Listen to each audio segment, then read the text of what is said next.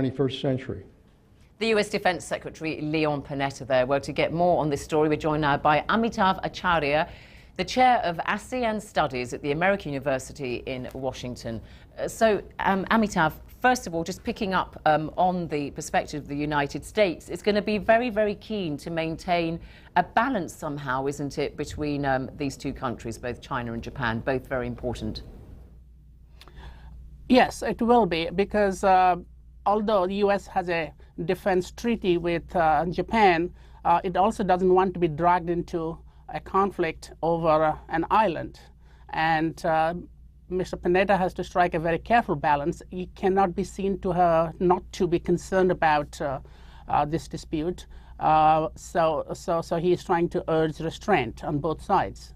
And yet, clearly, there are not only historical tensions that have never really gone away between China and Japan, but they seem to be getting worse than they have been for some years now. I would not say it is getting worse necessarily, but it comes and goes. The last big protests, anti-Japanese protests, were in like 2005. That was over a different issue, the Yasukuni Shrine issue.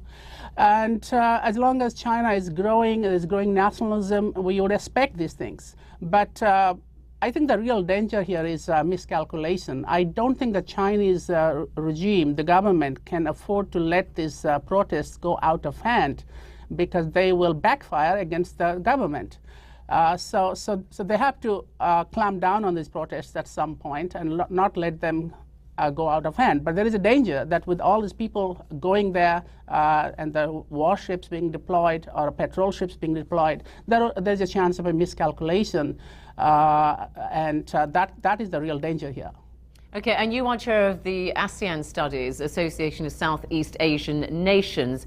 Do you believe that there is a role for ASEAN to play at all in trying to diffuse the tensions between China and Japan? Not a direct role.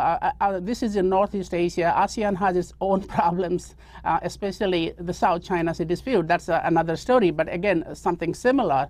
China also has territorial claims, and that are contested by several members of ASEAN. So ASEAN is trying to handle that, and so far with a lot of difficulty. But the real question here is that China has, as China grows, China's power grows, and all these territorial disputes, they all involve China. So how many countries in the region China can take on? It has a dispute with Japan, dispute with ASEAN countries. So the real question here is whether the Chinese will come to the table and find a negotiated solution. And I think ultimately they realize the danger of pushing these conflicts too far. For ASEAN, I think the best ASEAN can do in the dispute, again, to urge calm and restraint, and also continue to engage China, both China and the United States, in its multilateral forum. Okay, Amitav Acharya from the American University in Washington, thanks very much indeed.